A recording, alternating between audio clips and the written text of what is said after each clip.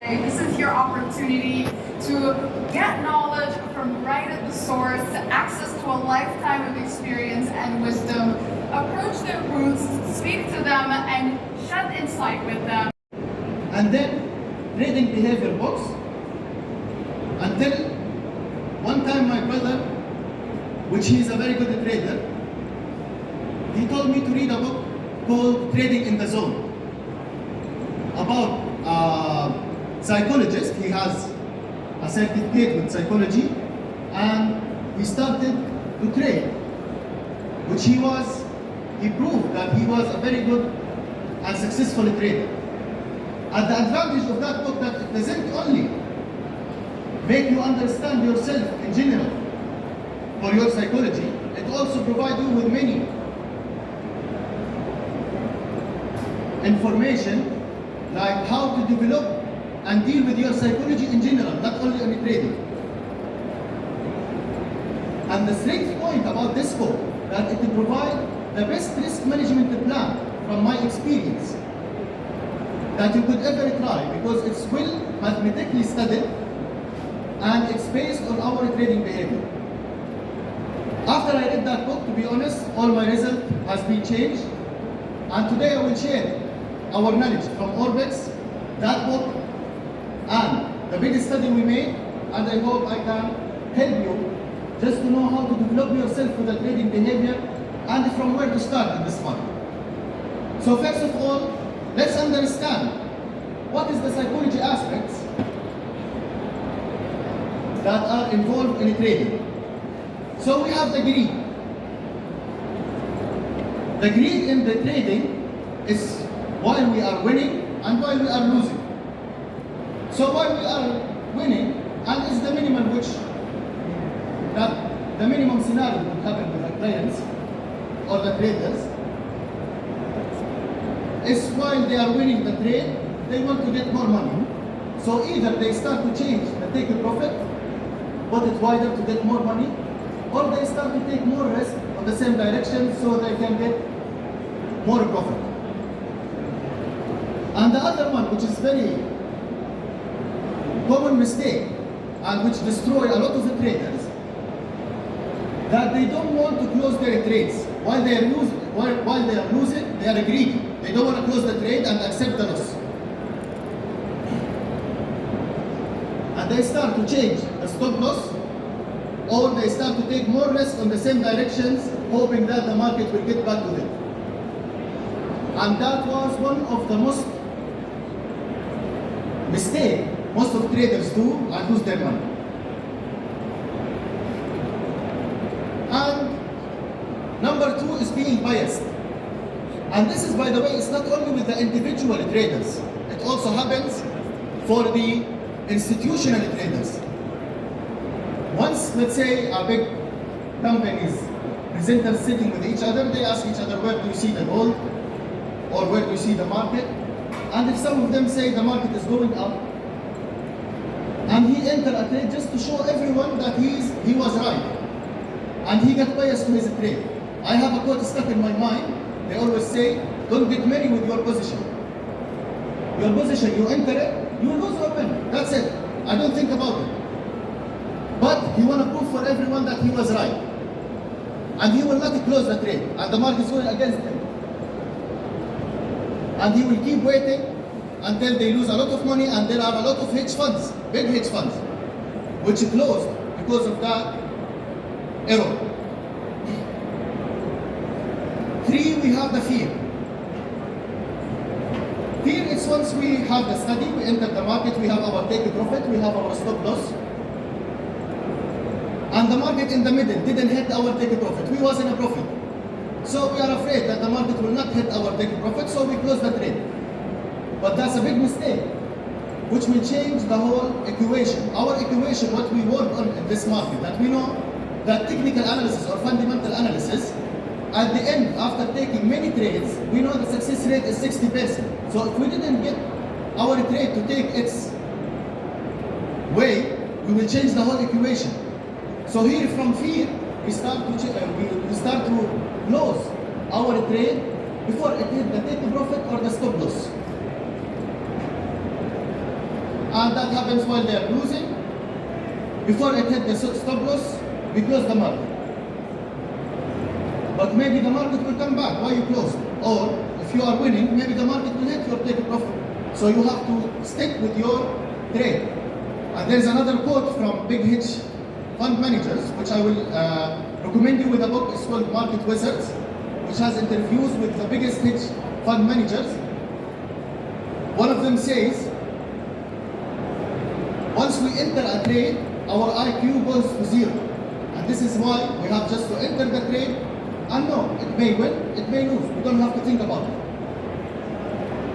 We have the overconfidence, and this is the overconfidence which usually happens with men. There is a study about men and overconfidence in all aspects of life, and especially in trading, while we are winning, we start to think that we control the market. And what we have from our study showed us that 95% of people who won in 4 trades in a row, they lose a very big amount in the 50th trade. And they may lose the whole profit they have made, or even more. Because we think that we control the market, so we start to take bigger risk. Addiction and overtrading, it's like smoking. The market has 2 sides of addiction. One of them is chemical, because our bodies start to produce hormones like dopamine, cortisol, serotonin. So we start to miss that feeling of producing the hormones, and sometimes we just sitting down while there is nothing to enter the market. There is no opportunity. We just enter because we get addicted psychologically to it. FOMO is also fear, but I kept it alone because it's one of the most common mistakes that people do. Fear of missing the opportunity. Let's say we have the strategy that I'm following, it's telling me to enter the market after 50 pips from now. So I don't enter here. I either put my pending order or wait for the market. Maybe I'm checking the volume if I want to enter or no. And then I enter the market before I should enter. And that will ruin my whole equation also. And that's one of the most common mistakes that happens. Trading is 90% waiting and 10% only taking the decision.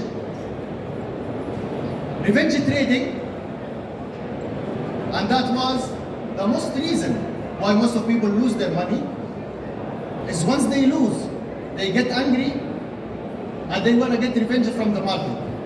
But we have to understand that market is not a human. It has its own laws, and we have to play with its own laws. We can't control it. So they enter the market again, being angry that they will get their money back.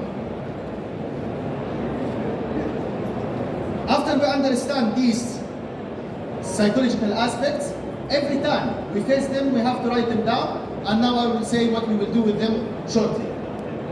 Before that, let us go a little bit about the risk management. I will give you the best risk management plan I ever read in this business for Mark Douglas, the writer of this book.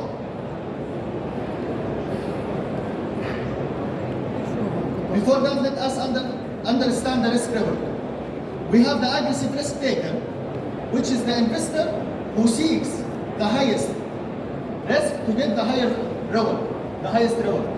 It's not logical to risk $100 to win $10 or $50, which many traders do, just because they want to enter the market. So before we enter the market, we have to know our risk. And our risk plan must be planned for 1 year ahead. Moderate risk taker, like the idea here, the more risk I want to take, the more reward I'm aiming to have. And we have the low risk investor or the risk averse, which they are seeking for low risk and very small profits. That will lead us to create the capital of risk management plan. First of all, we have to understand before we enter, we're gonna say like in this round, I'm gonna lose 30% of my account. So let's say I have 10,000. If I want to lose 30% in this round, it will be 3,000. So I'm aiming to lose, I'm risking $3,000. Of course, I'm aiming for 3,000 or more, at least, like 1 to 2 we call it. And now we will go for it. Then we have to know how much we are willing to lose on each trade. And this risk management plan, which was written by Mark Douglas, it also takes in its consideration our trading behavior. So in this market, we have to imagine that we have a sniper, and each bullet, it costs me, let's say, $50. I will shoot, I will get $50 or 100 back. I will lose 50 or I will get 100 back. And I have to stick with this plan. And this is the most important point with risk management plan. I have to determine a losing amount for each trade I enter for a whole year. Like I can't have one trade I lose $50 and another trade I'm losing $100. And here we just have to understand that the volume of our trades is determined by how far is our stop loss. We don't say we will enter, let's say, 1 mini for all my trades. This is one of the most common mistakes, and this is wrong. How far is my stop loss? How big or small will be my volume? Number 3, don't change your plan until you finish sufficient amount of trades. Don't change any risk, and I recommend you to keep on your plan for 1 year at least, especially at the beginning. So let's understand the risk reward. Then I will give you a quick example about this risk management plan, and you will see how easy is the trading if you just follow the risk management plan and the technical analysis. But where we all fail is with the trading behavior. So the risk reward, if we say 1 to 2, it means that I will risk $1 in order to get $2, or I will risk $50 in order to get $100. So I will give you an example. If we have the worst outcomes from all our trades. So let's go for this example. In this example, we have 10,000. We enter, we will risk 30% of our account. So how we do it? If we are going to take an aggressive risk taker, we divide the amount that we want to risk, the 3,000, on 20 trades, because I said, and that will give me the amount that I can lose in each trade. So if I divide the 3,000 on 20, it will give me $150. So I will risk on each trade $150. Imagine I entered with an analyst that his success rate was only 45%, but his risk reward was 1 to 1.5. So I will lose with him 150, or I will win with him 225. And I took with him 60 trades. 33 was losing trades, which will give me 33 multiplied by 100. So the loss will be 4,950, and I only won with the 27 trades 225, because the risk reward is 1.5. So it will give me 6,075. So the net profit value will be 1,125. Once we look at it, it's super easy. But if we want to apply that to the market, we will start to face the psychology aspect, which always doesn't let us follow our plan in the right way. Now we will go for the most important point that we have to do as traders, which is generalizing our trades.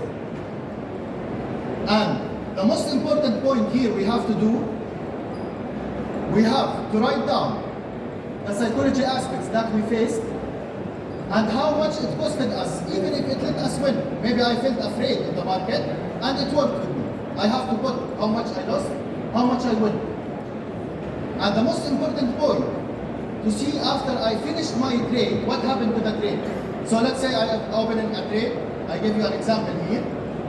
Let's say we have a trade here, which was the stop loss 1,950, the take profit 1,940, and we sold at 1,977. I should follow the plan, but we must have the change of the plan So here I changed the plan and I closed before the take profit. I should close at 1,977, but I closed at 1,959. The outcome was 900. But if we compare how much we lost because we closed before our take profit hit, the loss was 950 cost of fear. So the fear here cost me 950. Thank you very much. And I hope I gave you any information that would help you with trading. And if you have any question, you are welcome in our booth 25 or December. Thank you.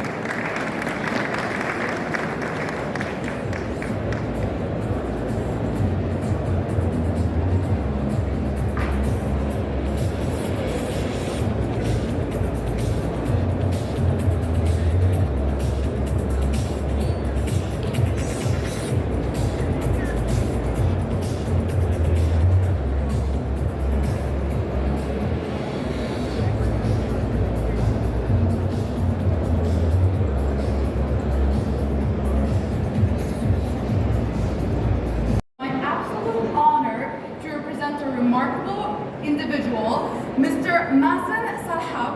He's the Chief Market Strategist at BD Swiss. His work experience in the finance industry has been gathered from holding positions such as fund manager, investment advisor, and sales trader for over a decade and a half.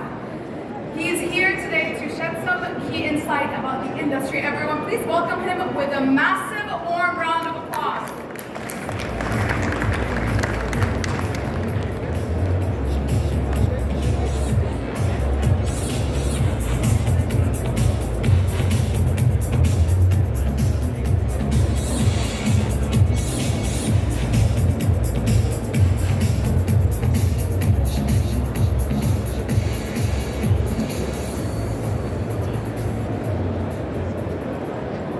Okay. Hello everybody. Thank you for being here today. My name is Mazen Salhab. I'm the Chief Market Strategist at BD Swiss MENA here in Dubai. And since we have only 20 minutes, so I have chosen the title, 5 charts, 20 minutes, trying to give you value, added value to your experience, and let's see how is the market going to be responding, if the markets will fall or not.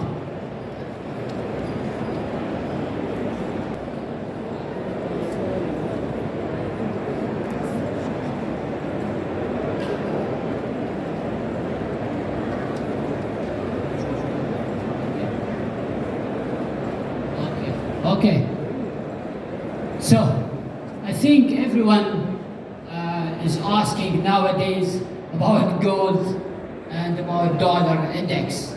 Everyone wants to know, are we going to buy gold, to sell gold? Because I think gold remains one of the most favorite topics here in the region, mainly in GCC. So the first chart is correlation between gold and the XY index. The XY is USD index. So, if you check here the chart, you see that the gold is in red and green, and the orange is the XY index. So it's very negative correlation. What does that mean? It means once we have higher dollar, we have weaker gold. This was the rule for many years, in many decades actually. Everyone knows that once you have a stronger dollar, you have a weaker gold. This was the scenario for many years and decades. But I don't think right now is too much matching. Because if you check the chart, the last stage of the chart, that you see that there was gain in gold. So gold was higher, and gold and dollar was higher as well. So the correlation is somehow different. So right now, once you have, or if you have stronger dollar, it doesn't mean that gold will fall. So don't any different nowadays. So right now, for example, USD index is trading at 105 and still high, 3% in the last 3 months. But gold still at 1,910. It's falling today, by the way, and still up by, let's say, by 6% in 2023. So yes, we have a stronger dollar and we have a stronger gold as well. And why it's happening? Simply because of the monetary policy of the central banks, of the cheap money that was running, of the inflation. So a lot of factors actually. So what I want to tell you here, that the old correlation between gold and dollar is not really working nowadays. So you have to be careful that if someone wants to buy gold, betting that dollar will fall, it's not necessarily the scenario. This is fair. Second, trading gold basically is different from buying physical gold.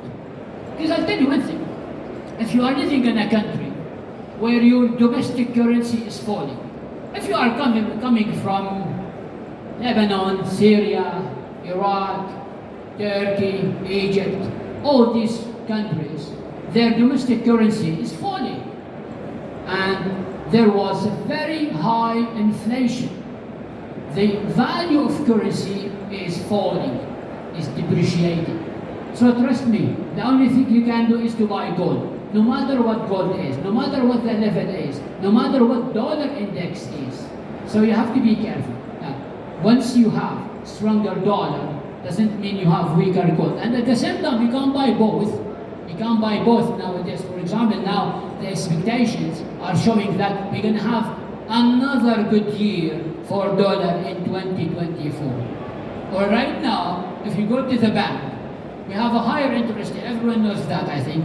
Many of you like credit card, mortgage, personal loan, auto loan. You remember, like you have notes from a bank that we will increase the interest rate on your mortgage. Okay, so now if you go to ADCB, Emerson BD, they're gonna give it to you 6% on your deposit in dollar. So you don't need to do anything. You just make a deposit in dollar and you make money. So the thing is, correlation, guys, hasn't changed. And what our grandfathers getting to know before in 70s and 60s, when they used to buy dollar because gold was weak or vice versa, it's not working. It's not really matching. Okay. This one, silver. Silver. They always say that silver is a poor man gold. I don't know what they call it. This is what they say. They say that silver is a poor man gold. Actually, I don't agree with that, because silver is a silver. Silver is having only its own value, core value. But the thing is, guys, you have to be careful that silver is not a pure precious metal.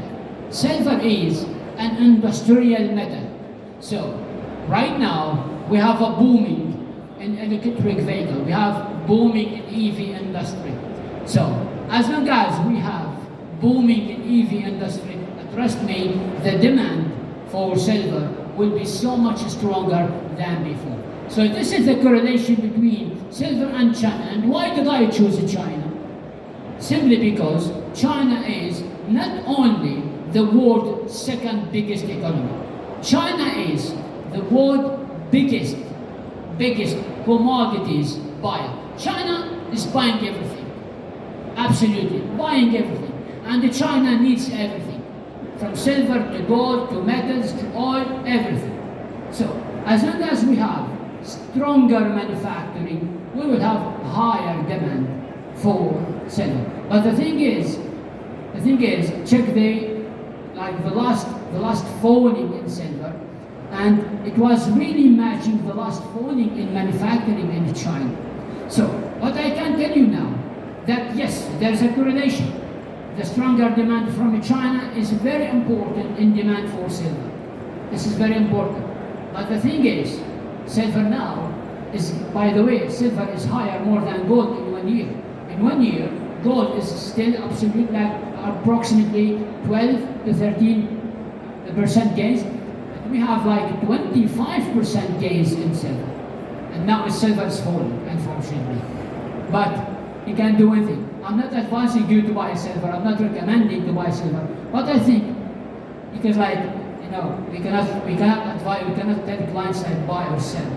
We cannot do that. But the thing is, what I want from you is to keep an eye for silver. And to remember what I'm saying right now. Once China recovery is improving, trust me, you keep an eye on silver. Silver is a very important asset that you don't want to miss in 2024. I think I will bet higher on silver than gold actually.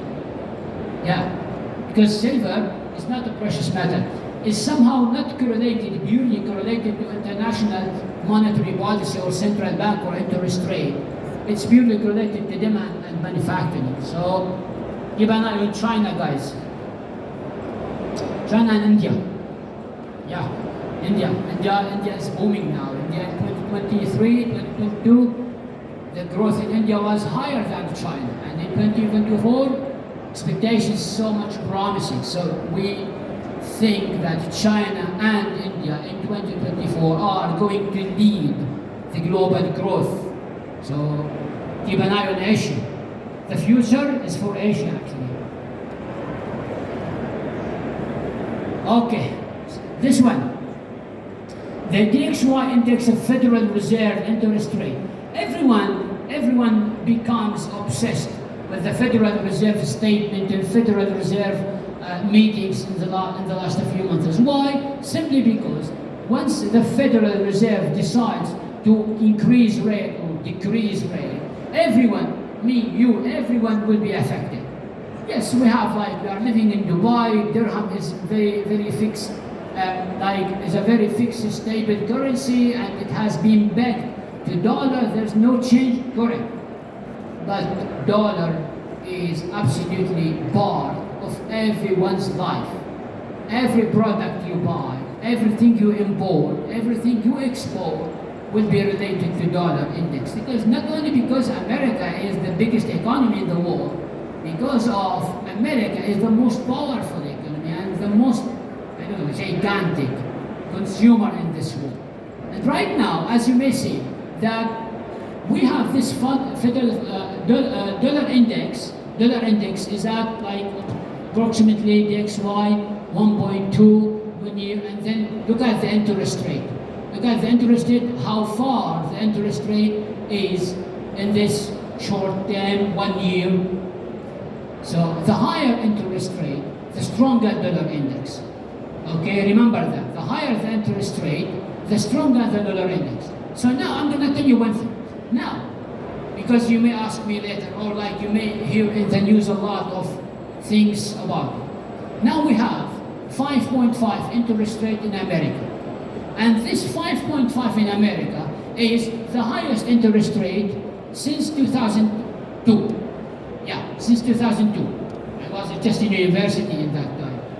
So for the last more than 20 years, the interest rate was never be higher than before. But now we reach a point that America doesn't need higher rates actually, because economy starts to give a little bit weakness. So what does that mean? It means if the Federal Reserve doesn't increase the rate and the rates in America starts to weaken, then you have to expect that this dollar index will be weaker in the next months and weeks. But be careful, because there is no alternative. Right now, interest in America is still high. The highest, higher than Europe, higher than UK, higher than Japan, and higher than all other economies. So what does that mean? It means if America does not cut the interest rate faster, then the dollar index is unlikely to fall fast. So yes, there will be correction in dollar index. And I think there will be correction in dollar index. But this correction is unlikely to be too much strong. So be careful. If someone is telling you that dollar will be weaker, yeah, it might be weaker, but not much. Because why? Should I buy euro? Should I buy UK? JBB? Should I buy yen, for example? Well, the interest rate in Japan right now is still minus 0.10. The interest rate in Europe, 4.5. The interest rate in UK 5.2 and the UK economy is in recession. What should I buy? German bonds? No, okay, right now this is not the best scenario.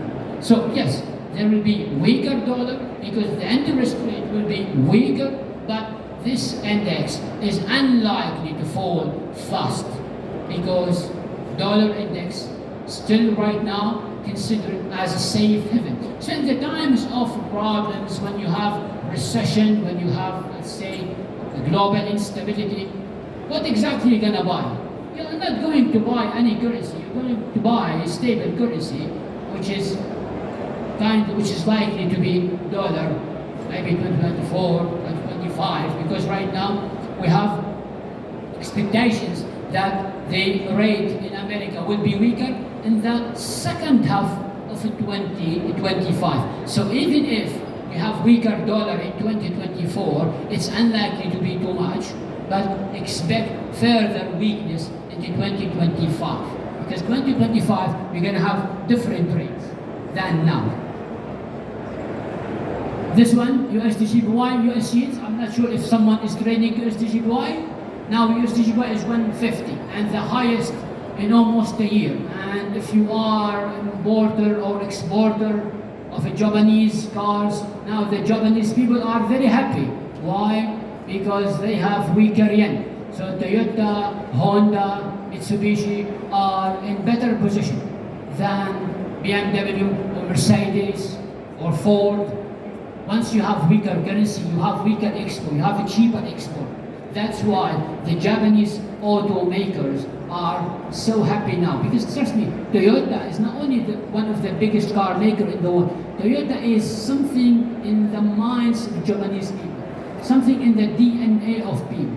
So right now, this correlation is very important because once we have the higher the yields, the stronger the USD versus yen. So we have 150 now USDGBY, and this 150 is highly correlated to the yields because right now the US yields mean the interest rate that the government is giving to you.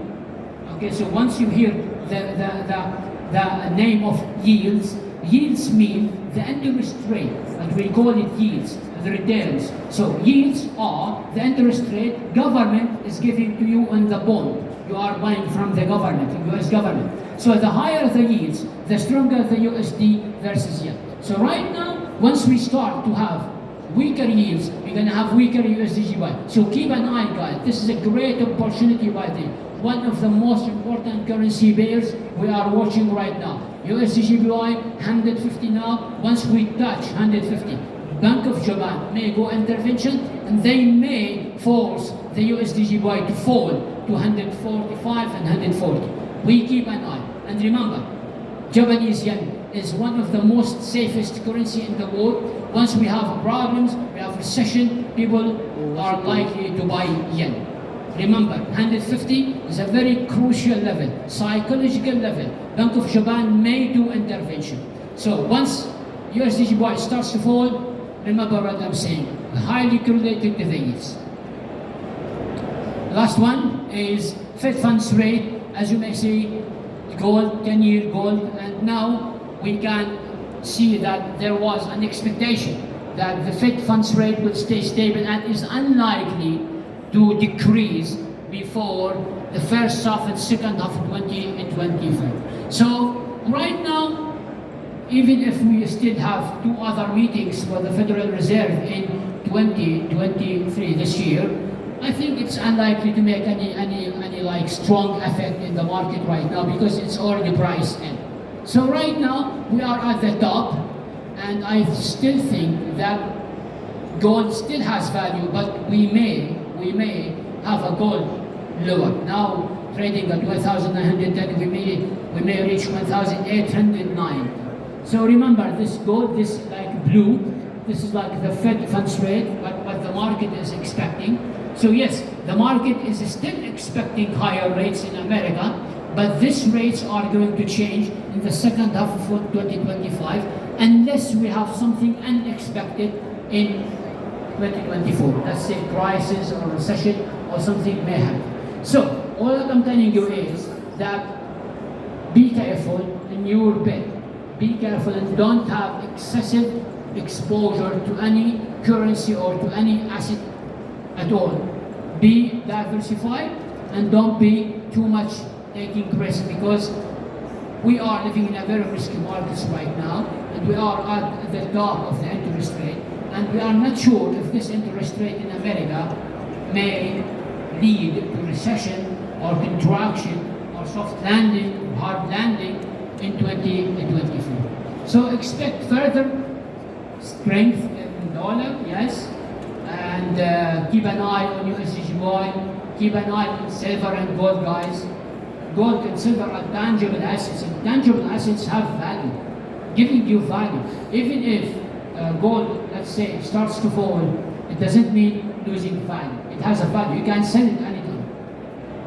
It's not like trading CFDs or trading like virtual or trading Bitcoin. Of course, we love Bitcoin, but this is something different. Yeah, so thank you very much for being here today. Really appreciate being here, and I hope you're going to get benefit of that. Thank you. Thank you.